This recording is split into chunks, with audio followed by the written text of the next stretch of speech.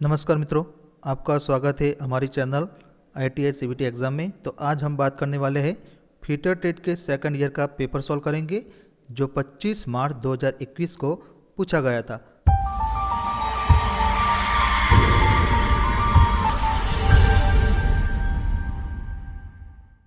तो पहला प्रश्न, what is the name of limit gauge. तो इस लिमिट गेज का नाम क्या है। तो यहाँ फिगर दी गई है।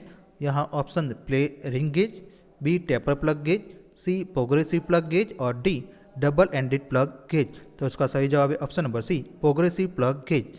इसके बाद दूसरा सवाल, which material use to clean the slip gauge. तो मित्रों यहाँ पे जो भी प्रश्न ब्लू कलर से हाईलाइट किया है वो अगला पेपर हमने वह देखा था, तो उसमें जो प्रश्न था यहाँ रिपीट होता है। तो ये प्रश्न यहाँ रिपीट होता है। स्लिप गेज को साफ करने के लिए किस सामग्री का उपयोग किया जाता है। तो ऑप्शन ए मोम यानी कि वैक्स, बी मिट्टी का तेल यानी कि केरोसिन, सी घुलनशील तेल यानी कि सॉल्युबल ऑयल और डी कार्बन टेट्राक्लोराइड। तो इसका सही जवाब है option number D, carbon tetrachloride.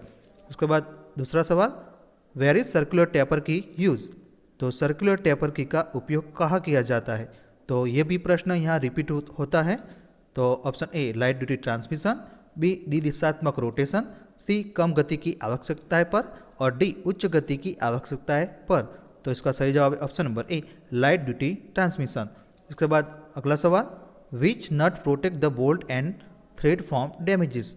तो कौन सा नट बोल्ट से सिरे की चूड़िया को नुकसान होने से बचाता है। तो ये प्रश्न भी यहाँ रिपीट होता है। तो option A cap nut, B castle nut, C slotted nut और डी नलेट नट। तो इसका सही जवाब है option number A, cap nut. इसके बाद अगला सवाल, what is the method of surface hardening. तो सरफेस हार्डनिंग करने की विधि क्या है। तो यहाँ फिगर दी गई है।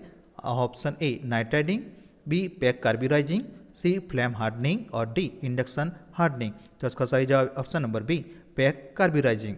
उसके बाद अगला सवाल, what is lead of multi start thread. तो मल्टी स्टार्ट थ्रेड का लीड क्या है। तो option A pitch multiply start की संख्या, बी लीड मल्टीप्लाई स्टार्ट की संख्या, सी पिच मल्टीप्लाई मेजर व्यास और डी पिच मल्टीप्लाई माइनर व्यास। तो इसका सही जवाब है option number A, pitch multiply start की संख्या यानी कि pitch multiplication number of start. उसके बाद अगला सवाल, which material is to wash off the lapping plate after charging. तो किस सामग्री को चार्ज करने के बाद लैपिंग प्लेट को धोना है। तो ऑप्शन ए तेल यानी कि ऑयल, बी मिट्टी का तेल यानी कि केरोसिन, सी कूलेंट तेल और डी पेट्रोलियम जेली। तो इसका सही जवाब है ऑप्शन नंबर बी, मिट्टी का तेल यानी कि केरोसिन। उसके बाद अगला सवाल, what is the gauge to check acceptable size of external diameter of a shaft. तो शाफ्ट की बाहरी व्यास पर स्वीकार्य साइज की जांच करने के लिए गेज कौन सा है। तो अब यहाँ फिगर दी गई है और option A ring gauge go, B plug gauge go, C ring gauge no go और D plug gauge no go. तो इसका सही जवाब है option number A, ring gauge go. उसके बाद अगला सवाल, which is the abrasive use for lapping soft steel and non ferrous metals. किस अपघर्षक यानी कि एब्रेसिव का उपयोग नरम इस्पात और अलो धातु के लैपिंग के लिए किया जाता है। तो option A silicon carbide, B हीरा यानी कि डायमंड, सी बोरॉन कार्बाइड और डी फ्यूज एल्यूमिना। तो इसका सही जवाब है option number D, fuse alumina. उसके बाद अगला सवाल, why the tempering process carry out in steel. तो स्टील में टेम्परिंग प्रक्रिया क्यों की जाती है। तो ऑप्शन ए काटने की क्षमता जुड़ने के लिए, बी स्ट्रेस और स्ट्रेन को दूर करने के लिए, सी गहन संरचना को परिपुष्ट करने के लिए और डी कठोरता और टफनेस को रेगुलेट करने के लिए। तो उसका सही जवाब ऑप्शन नंबर डी, कठोरता और टफनेस को रेगुलेट करने के लिए यानी कि to regulate the hardness and toughness. उसके बाद अगला सवाल, which type of bearing is design to take axial stress as well as radial load. तो किस प्रकार का बेरिंग एक्सियल स्ट्रेस के साथ साथ रेडियल बार को उठाने के लिए बनाया गया है। तो option A ball bearing, B roller bearing, C taper roller bearing और डी कोणीय संपर्क बॉल बेरिंग। तो इसका सही जवाब है ऑप्शन नंबर डी, कोणीय संपर्क बॉल बेरिंग यानी कि एंगुलर कॉन्टैक्ट बॉल बेरिंग। इसके बाद अगला सवाल, which type of bearing metal is self lubricated. तो किस प्रकार के बेरिंग धातु में स्वयं से स्नेहक होता है। तो option A white metal, B sintered मिश्र धातु, सी एल्यूमिनियम मिश्र धातु और डी केडियम आधारित मिश्र धातु। तो उसका सही जवाब है ऑप्शन नंबर बी, सिंटरेट मिश्र धातु। उसके बाद अगला सवाल, which bearing material is used for light loading and low speed application. तो लाइट लोडिंग और कम गति के एप्लीकेशन के लिए कौन सी बियरिंग सामग्री का उपयोग किया जाता है? तो option A cast iron, B tin कांस्य यानी कि टिन ब्रॉन्ज, सी केडियम आधारित मिश्र धातु और डी कॉपर और लीड मिश्र धातु। तो उसका सही जवाब है option number A cast iron. अगला सवाल, what is the name of washer? तो इस वॉशर का नाम क्या है? तो यहाँ फिगर दी गई है। यहाँ ऑप्शन ए आंतरिक प्रकार का वॉशर, बी बाहरी प्रकार वॉशर, सी आंतरिक और बाहरी वॉशर और डी काउंटर संक वॉशर। तो उसका सही जवाब है ऑप्शन नंबर सी आंतरिक और बाहरी वॉशर यानी कि इंटरनल एंड एक्सटर्नल वॉशर। उसके बाद अगला सवाल, what is the name of part mark as a X? तो एक्स के रूप में चिन्हित भाग का नाम क्या है? तो यहाँ बेरिंग दी गई है और यहाँ option A ball case, B inner race, C outer race और डी बॉल सेपरेटिंग गेज। तो उसका सही जवाब है option number D ball separating cage. इसके बाद अगला सवाल, which bearing material has poor thermal conductivity? तो किस बेरिंग की ऊष्मीय चालकता यानी कि थर्मल कंडक्टिविटी कम होती है? तो option A nylon, B Teflon, C sintered alloy और डी लैमिनेट फिनोलिक्स। तो उसका सही जवाब है option number D laminate phenolics. अगला सवाल, what is the name of the plumber tool to assemble और disassemble pipe of 50 mm to 150 diameter? तो 50 मिलीमीटर से 150 mm व्यास के पाइप को असेंबल और डिसअसेंबल करने के लिए प्लम्बर टूल का नाम क्या है? तो option A step wrench, B chain pipe wrench, C Stillson pipe wrench और D foot point pipe wrench. तो उसका सही जवाब है option number B chain pipe wrench. इसके बाद 18वां सवाल, what is the name of part mark as X? तो एक्स के रूप में चिन्हित भाग का नाम बताइए। तो यहाँ पाइप कटर दी गई है और option A cutter wheel, B existing screw, C guide rollers और डी हाथ लीवर यानी कि हैंड लीवर। तो उसका सही जवाब है option number A cutter wheel. इसके बाद अगला सवाल, what is the angle of deviation provide on elbow and band in pipe work? तो पाइप के कार्यों में एल्बो और बैंड पर विचलन का कोण कितना होता है? तो option A 90 and 45, B 30 and 60, C 20 and 40 और डी 60 एंड 45। तो इसका सही जवाब है ऑप्शन नंबर ए 90 एंड 45। इसके बाद अगला सवाल, what is the radius size for long radius elbow? तो लॉन्ग रेडियस एल्बो के लिए त्रिज्या साइज क्या है? तो यहाँ ऑप्शन दी गए हैं। ऑप्शन ए बोर पाइप के बराबर, बी पाइप के बोर से 1 × 1/2 बार, सी पाइप के बोर से 3 बार और डी पाइप के बोर से 2 बार। तो इसका सही जवाब है ऑप्शन नंबर बी पाइप के बोर से 1 × 1/2 बार। इसके बाद अगला सवाल, what is the name of jig? तो जिग का नाम क्या है? तो यहाँ फिगर दी गई है और option A box jig, B post jig, C turnover jig और डी सैंडविच जिग। तो उसका सही जवाब है option number C turnover jig. इसके बाद अगला सवाल, what is the purpose of setting block use in the fixer? तो फिक्सर में उपयोग किए जाने वाले सेटिंग ब्लॉक का उद्देश्य क्या है? तो ऑप्शन ए संतुलन वजन की स्थिति, बी क्लैंप और लोकेटर की स्थिति, सी मशीन की मेज पर स्थिरता की स्थिति और डी कटर से संबंधित स्थिरता और काम करने की स्थिति। तो उसका सही जवाब है ऑप्शन नंबर डी कटर के संबंधित स्थिरता और काम की स्थिति यानी कि position the fixture and work related to cutter. इसके बाद अगला सवाल, what is the colour of the aluminium metal? तो एल्यूमिनियम धातु का रंग कैसा होता है? तो ऑप्शन ए पीला यानी कि येलो, बी लालसा यानी कि रेडिश, सी वाइटिश ग्रे और डी सिल्वरी वाइट। तो इसका सही जवाब है option number C whitish grey. इसके बाद अगला सवाल, what is the name of part mark the X in the belt drive? तो बेल्ट ड्राई में एक्स के रूप में चिन्हित भाग का नाम क्या है? तो यहाँ बेल्ट ड्राई दी है और यहाँ option A step pulley, B driver pulley, C driven pulley और डी जॉकी पुली। तो उसका सही जवाब है option number D jockey pulley. इसके बाद अगला सवाल, which ore is extract of a aluminium? तो कौन सा अयस्क एल्यूमिनियम का निष्कर्षण है? तो option A pyrite, B galena, C blende और डी बॉक्साइट। तो इसका सही जवाब है ऑप्शन नंबर डी बॉक्साइट। उसके बाद अगला सवाल, which ore produce lead metal? तो किस अयस्क से सीसा धातु उत्पन्न होती है? तो option A pyrite, B bauxite, C malachite और डी गैलेना। तो उसका सही जवाब है ऑप्शन नंबर डी गैलेना। इसके बाद अगला सवाल, which is the imaginary circle on 2 mating gears? तो 2 मेटिंग गियर पर काल्पनिक सर्कल कौन सा है? तो यहाँ हमने एक फिगर भी दी है और यहाँ option A root circle, B pitch circle, C base circle और डी एडेंडम सर्कल। तो उसका सही जवाब है option number B pitch circle. उसके बाद अगला सवाल, which energy is converted in hydraulic pump. तो हाइड्रोलिक पंप में कौन सी ऊर्जा परिवर्तित होती है। तो ऑप्शन ए थर्मल ऊर्जा को हाइड्रोलिक ऊर्जा में, बी विद्युत ऊर्जा को हाइड्रोलिक ऊर्जा में, सी वायवीय ऊर्जा को हाइड्रोलिक ऊर्जा में और डी यांत्रिक ऊर्जा को हाइड्रोलिक ऊर्जा में। तो उसका सही जवाब है ऑप्शन नंबर डी यांत्रिक ऊर्जा को हाइड्रोलिक ऊर्जा में, यानी कि mechanical energy to hydraulic energy. इसके बाद अगला सवाल, what is the name of the part mark is the X on way flow control valve.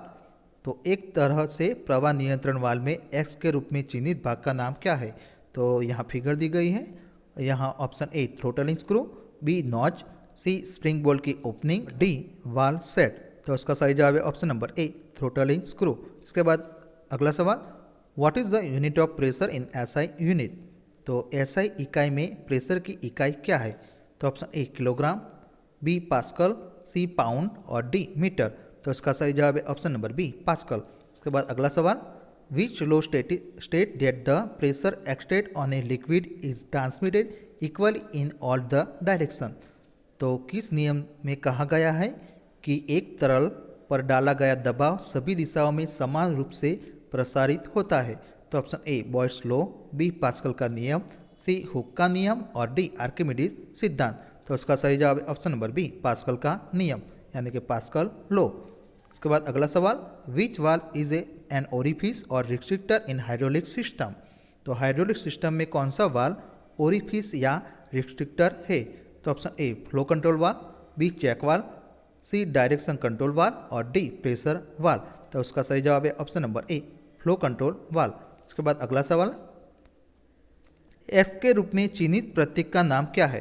तो यहाँ फिगर दी गई है और ऑप्शन ए रोज यानी कि डेली, बी साप्ताहिक यानी कि वीकली, सी मासिक यानी कि मंथली और डी आवृत्ति के लिए निर्धारित। तो इसका सही जवाब है ऑप्शन नंबर डी आवृत्ति के लिए निर्धारित, यानी कि schedule for frequency other than above. इसके बाद अगला सवाल, what is the ratio of soluble oil added to water to get non corrosive effect. तो गैर संक्षारण प्रभाव प्राप्त करने के लिए पानी में घुलनशील तेल का अनुपात क्या होता है।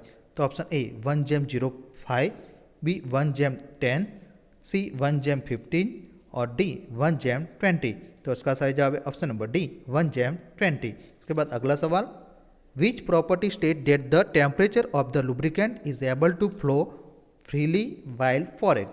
तो कौन सी गुण यह बताता है कि स्नेहक का तापमान डालते समय स्वतंत्र रूप से प्रवाह करने में सक्षम है।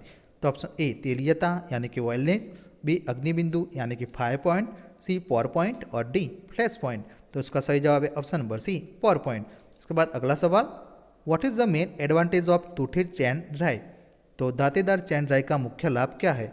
तो ऑप्शन ए टेंशन चैन ड्राइव का बढ़ना, बी शांत और यूनिफॉर्म ड्राइव प्रदान करे, सी कम दूरी में शाफ्ट के बीच एफिशिएंट और डी उच्च गति कम टॉर्क संचरण प्रदान करे। तो उसका सही जवाब है ऑप्शन नंबर बी शांत और यूनिफॉर्म ड्राइव प्रदान करे, यानी कि provide noiseless and uniform drive. इसके बाद अगला सवाल, which crane is use in remote place and off site. तो दूरस्थ स्थान और ऑफ साइट के लिए किस क्रैन का उपयोग किया जाता है। तो option A gantry crane, B pillar jib crane, C travelling wall crane और डी ट्रक माउंटेड क्रैन। तो उसका सही जवाब है option number D truck mounted crane. इसके बाद अगला सवाल, what is the purpose of hydraulic floor crane. तो हाइड्रोलिक क्रैन का उद्देश्य क्या है। तो ऑप्शन ए भार उठाने के लिए, बी भार को स्थानांतरित करने के लिए, सी भारी भार उठाने या संचालन करने के लिए और डी लोड को बढ़ाने और कम करने के लिए। तो उसका सही जवाब है ऑप्शन नंबर सी भारी भार उठाने या संचालन करने के लिए। इसके बाद अगला सवाल, what is the name of crane. तो क्रैन का नाम क्या है। तो यहाँ फिगर दी गई है और option A gantry crane, B pillar jib crane, C travelling wall crane और डी ट्रक माउंटेड क्रैन। तो उसका सही जवाब है option number D truck mounted crane.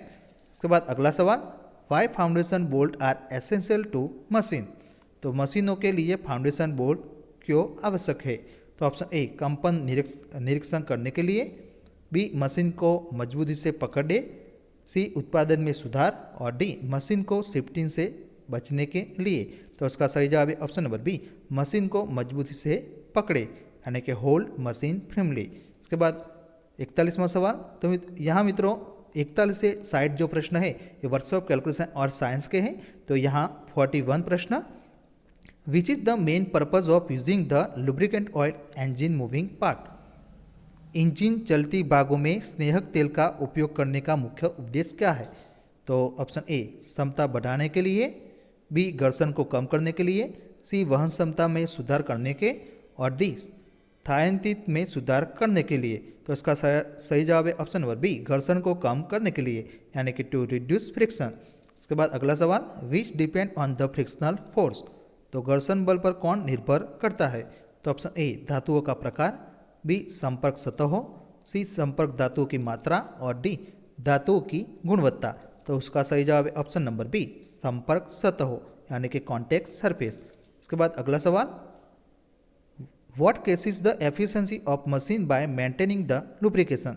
तो स्नेहन बनाए रखने से मशीन की दक्षता का क्या कारण है। तो ऑप्शन ए बढ़ती है, यानी कि इंक्रीज, बी कम हो जाती है, यानी कि डिक्रीज, सी वही रहता है, यानी कि रिमेन सेम, और डी प्रभावित नहीं करता है, यानी कि डज नॉट इफेक्टेड। तो उसका सही जवाब है ऑप्शन नंबर ए, बढ़ती है, यानी कि इंक्रीज। उसके बाद अगला सवाल, यदि घर्षण गुणांक 0.0125 है तो किसी वस्तु का भार 30 kg के बल द्वारा कितना स्थानांतरित किया जा सकता है। तो यहाँ ये भी प्रश्न ब्लू कलर से हाईलाइट किया है, वो रिपीट हो रहा है, और पेपर 1 में हमने यहाँ डिस्कशन किया था। तो यहाँ ऑप्शन दी गए हैं और हमने यहाँ कैलकुलेशन भी की है। तो उसका सही जवाब है ऑप्शन नंबर डी, 2400 kg। इसके बाद अगला सवाल, what is the centre of gravity of rectangular body. तो आयतकार पिंड के गुरुत्व का केंद्र क्या है। तो ऑप्शन ए आयत की लंबी भुजा, बी आयत की छोटी भुजा, सी इसके विकर्णों के प्रतिच्छेदन बिंदु पर, और डी कोनों पर, यानी कि कॉर्नर। तो इसका सही जवाब है ऑप्शन नंबर सी, इसके विकर्णों के प्रतिच्छेदन बिंदु पर, यानी कि at the point of intersection of it diagonals. इसके बाद अगला सवाल, यह प्रश्न रिपीट होता है, पेपर 1 में हमने डिस्कस किया था। तो चक्र का सबसे बड़ा चाप को क्या कहा जाता है। तो ऑप्शन ए आर्क, बी व्यास यानी कि डायमीटर, सी त्रिज्या यानी कि रेडियस, और डी विकर्ण यानी कि डायगोनल। तो उसका सही जवाब है ऑप्शन नंबर बी, व्यास यानी कि डायमीटर। इसके बाद अगला सवाल, what is the diameter of circle if the area of the circle is 78.5 centimetre square. तो वृत्त का क्षेत्रफल 78.5 सेंटीमीटर स्क्वायर है, तो वृत्त का व्यास क्या है। तो option A 5 centimetre, B 10 centimetre, C 50 centimetre, और डी 5.5 सेंटीमीटर। तो यहाँ हमने कैलकुलेशन भी की है। यहाँ वृत्त का क्षेत्रफल हम दिया है 78.5 सेंटीमीटर स्क्वायर, और हमें व्यास यानी कि डायमीटर हमें फाइंड करना है। तो वृत्त का क्षेत्रफल का जो सूत्र है 5/4 डी स्क्वायर, तो उसके अंदर हम जो 78.5 जो हमें दिया है गिवन डेटा के अंदर, वो हम दाखिल करेंगे। तो हमें फाइनली डी बराबर हमें मिलेगा 10 सेंटीमीटर। तो उसका सही जवाब है ऑप्शन नंबर बी, 10 सेंटीमीटर। इसके बाद अगला सवाल, 5 into A square into B multiplication 8 into A की 5 पावर इंटू बी की 3 पावर का गुणनमान क्या है। तो यहाँ ऑप्शन दिए गए हैं, और इसका सही जवाब है option number A, 40 into A की 7 पावर इंटू बी की 4 पावर। इसके बाद अगला सवाल, what is the value of any number right to the power of 0। तो 0 की घात तक बढ़ाई गई किसी संख्या का मान क्या होगा। तो ऑप्शन ए 0, बी 1, सी -1, और डी इन्फिनिटी। तो इसका सही जवाब है ऑप्शन नंबर बी, 1। इसके बाद अगला सवाल, which is expanded form of A cube minus B cube. तो A cube minus B cube का मान क्या है। तो यहाँ ऑप्शन दिए गए हैं, और उसका सही जवाब है option number B, A minus B A square plus B square plus A B. उसके बाद अगला सवाल, which is the thermoplastic material. तो इनमें से कौन सी थर्मोप्लास्टिक सामग्री यानी कि मटेरियल है। तो option A butyl rubber, B nylon, C neoprene, और डी विनाइल पॉलीमर। तो उसका सही जवाब है option number D, vinyl polymer. उसके बाद अगला सवाल, क्रैंकशाफ्ट पर कौन सा बल कार्य करता है? तो option A shear stress, B torsional stress, C अनुलंबम स्ट्रेस यानी कि टेंसाइल स्ट्रेस और डी कॉम्प्रेसिव स्ट्रेस। तो उसका सही जवाब है option number B torsional stress. उसके बाद अगला सवाल, what is colour of metal piece when heated to 250 Celsius while during the tempering process? तो टेम्परिंग प्रक्रिया करते समय एक धातु के टुकड़े को 250 सेल्सियस पर गर्म किया जाता है तो उस धातु के टुकड़े का रंग क्या होगा? तो ऑप्शन ए नीला यानी कि ब्लू, बी भूरा यानी कि ब्राउन, सी बैंगनी यानी कि पर्पल और डी पीला। तो उसका सही जवाब है ऑप्शन नंबर बी भूरा यानी कि ब्राउन। उसके बाद अगला सवाल, what is the process of heat treatment? तो ऊष्मा उपचार की प्रक्रिया क्या है? तो ऑप्शन ए संरचना और गुणों को बदलने के लिए हीटिंग और कूलिंग की प्रक्रिया, बी आयामों को बदलने के लिए हीटिंग की प्रक्रिया, सी आयामों को मापने के लिए शीतलन की प्रक्रिया और डी हमारी आवश्यकता के अनुसार गर्म करने और झुकने की प्रक्रिया। तो उसका सही जवाब है ऑप्शन नंबर ए संरचना और गुणों को बदलने के लिए हीटिंग और कूलिंग की प्रक्रिया यानी कि the process of heating and cooling to change the structure and properties. उसके बाद अगला सवाल, what is the expanded form SP? तो एसपी का विस्तृत रूप क्या है यानी कि फुल फॉर्म क्या है? तो ऑप्शन ए चयनित मूल्य यानी कि सिलेक्टेड प्राइस, बी विशेष मूल्य यानी कि स्पेशल प्राइस, सी विक्रय मूल्य यानी कि सेलिंग प्राइस और डी सुपर मूल्य यानी कि सुपर प्राइस। तो इसका सही जवाब है ऑप्शन नंबर सी विक्रय मूल्य यानी कि सेलिंग प्राइस। इसके बाद अगला सवाल, what is denoted as A I? तो आई किसको निरूपित करता है? तो option A principal, B interest, C rate और डी ईयर। तो इसका सही जवाब है ऑप्शन नंबर बी इंटरेस्ट। इसके बाद अगला सवाल, साधारण ब्याज क्या होगा यदि 12,000 की धनराशि 15,700 बन जाती है? तो ऑप्शन दिया गया है और इसका भी हमने कैलकुलेशन किया है कि 15,700 में से 12,000 हम बात करेंगे तो यहाँ हमें 3600 रुपया जवाब मिलेगा। तो इसका सही जवाब है ऑप्शन नंबर बी 3600 रुपया। इसके बाद अगला सवाल, विच अथॉरिटी पब्लिश शेड्यूल ऑफ रेटिस? तो कौन सा प्राधिकरण दरों की अनुसूची प्रकाशित करता है? तो ऑप्शन ए व्यक्तिगत यानी कि इंडिविजुअल, बी निगम के संबंधित यानी कि कॉरपोरेट, सी पार्टनरशिप फर्म और डी सरकारी विभाग यानी कि गवर्नमेंट डिपार्टमेंट। तो उसका सही जवाब है ऑप्शन नंबर डी सरकारी विभाग यानी कि गवर्नमेंट डिपार्टमेंट। इसके बाद अगला सवाल, which of the impurity in cast iron make it hard and brittle? तो कच्चे लोहे यानी कि कास्ट आयरन में कौन सी अशुद्धता इसे कठोर और भंगुर बनाती है? तो option A silicon, B sulphur, C manganese और डी फॉस्फोरस। तो उसका सही जवाब है ऑप्शन नंबर बी सल्फर। इसके बाद अगला सवाल, what is the name of booklet the rates of various term are indicate? तो पुस्तिका का नाम क्या है जिसमें विभिन्न दरों का संकेत दिया जाता है? तो ऑप्शन ए मूल्य बैंक यानी कि प्राइस बैंक, बी मूल्य गुच्छा यानी कि प्राइस बंच, सी मूल्य सूचनांक यानी कि प्राइस टैग और डी मूल्य सूची यानी कि प्राइस कैटलॉग। तो इसका सही जवाब है ऑप्शन नंबर डी मूल्य सूची यानी कि प्राइस कैटलॉग। तो मित्रों नेक्स्ट वीडियो के अंदर हम पेपर 3 के बारे में चर्चा करेंगे।